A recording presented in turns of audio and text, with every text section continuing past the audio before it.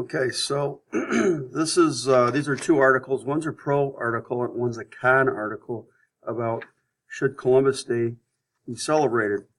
The first one is titled Columbus Day is Nothing to Celebrate by Deborah Utatia Kroll. Here it goes. This Columbus Day, many Americans will be marching in parades and giving speeches filled with pride and patriotism. But in recent years, many of us have shunned Columbus Day celebrations. That's because we've learned the truth about the Italian explorer.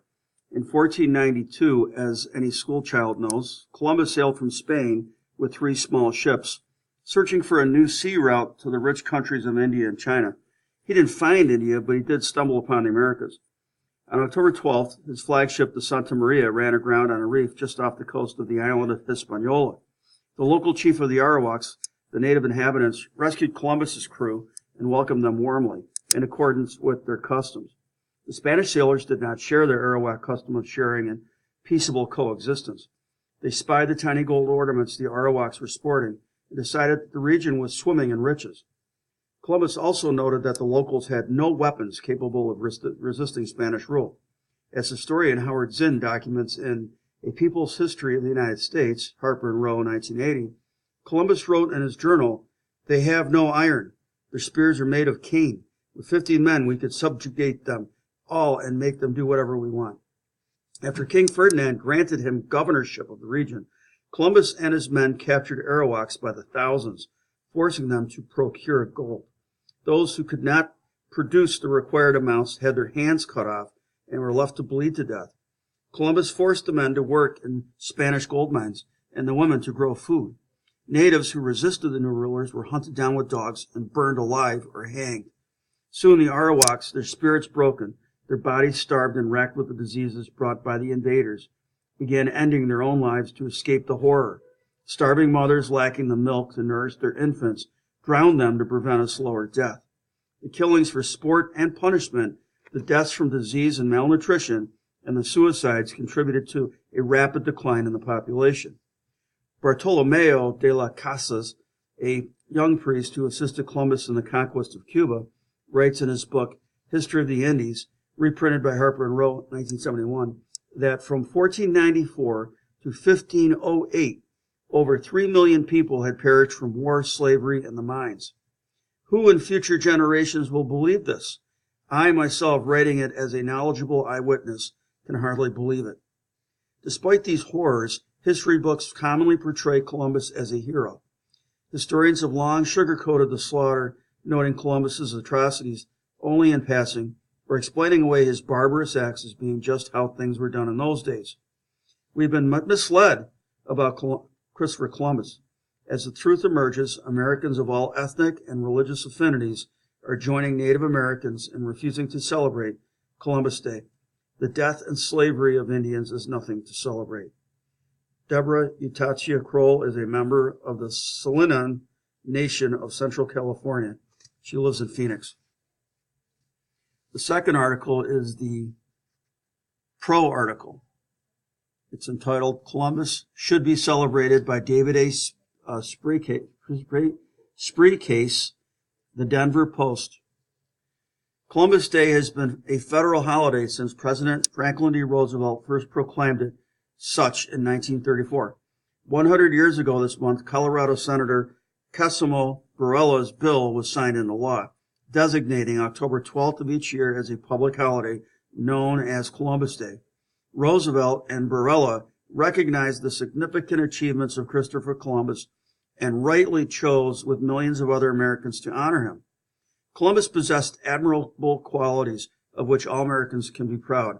Even by his detractors, he is seen as a skilled sea captain of the highest order. He challenged the conventional thought that the earth was flat, seeking to reach the east by going west, an idea to which the scientists of the day were forcibly opposed. He challenged the Aristotelian philosophy of science that had guided sciences for centuries in favor of the newer philosophy of science that placed observation in a primary role of analysis. He supported the heliocentric concept of the solar system with Galileo, Copernicus, and Kepler before it became known by that name. In capitalistic spirit, admirable in the eyes of most Americans, he sought glory, wealth, and a title of nobility by opening new trade routes to China and Japan. Most importantly, though, Columbus discovered the American continental coast and recorded the voyage in a way that enabled others to repeat the feat. The real achievement worthy of holidays, monuments, and namesake cities is that he opened a route that could be sailed again by himself and others. It is Columbus's method of discovery and record-keeping that distinguishes him from other explorers who may previously have discovered the New World. He opened the door to further discovery by explorers like Magellan, Cook, Drake, and Hudson. This discovery led to the creation of the greatest nation on earth, the United States of America. Today, Columbus is a scapegoat for perceived European sins intentionally committed in the Americas by non-Native Americans over the past 500 years. Those who oppose Columbus Day blame Columbus and only Columbus for acts of genocide, the continued suffering of indigenous people, the slave trade in the entire Western Hemisphere, the United States governmental policy of manifest destiny, and the erosion of rights of indigenous peoples throughout the Americas. To blame Columbus for any of these, though, is to exonerate the policies, groups, and individuals who practiced slavery and committed heinous crimes against humanity, including the French, English, United States, and Spanish governments. Thomas Jefferson and other founding fathers, the Confederate States of America, the Ku Klux Klan, and the U.S. military officers who massacred Native Americans at places like Sand Creek. Place blame on those who deserve it, not on Christopher Columbus. Contrary to the expressed opinions of those who oppose Columbus Day, Columbus did not introduce slavery to the Americas. Slave trading was a major part of the economy of the Ute Native American tribes, according to Colorado historian Virginia McConnell Simmons in her book, The Ute Indians of Utah, Colorado, and New Mexico. Captives from battle were sold into slavery in places like Taos for horses and hides. Slavery was a universal institution in the world, lacking opposition until the mid-16th and early 17th centuries. St. Thomas Aquinas considered a product of original sin. The Catholic Church and other churches, including the Eastern Church and the Reformation churches, disapproved, but sought only to mitigate its excesses. Slavery already existed in the Americas, especially in Central America at the time of Columbus's arrival. Cortez provided ample descriptions of what he found in the Mexico City of the Aztecs.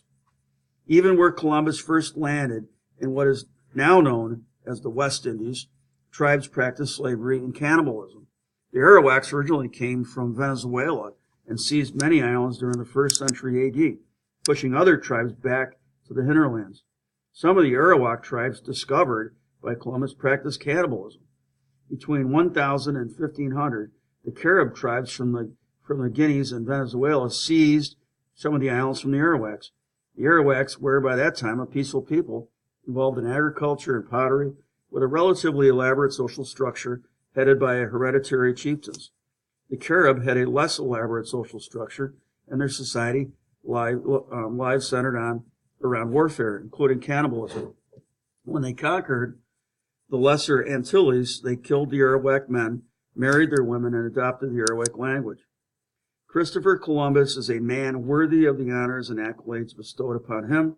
Instead of looking back 500 years and judging a man who lived before the military use of gunpowder by today's mores, those who oppose Columbus Day should celebrate his discovery and be thankful they live in this great country. David A. Spresace is a former president of the Denver Columbus Day Parade Committee.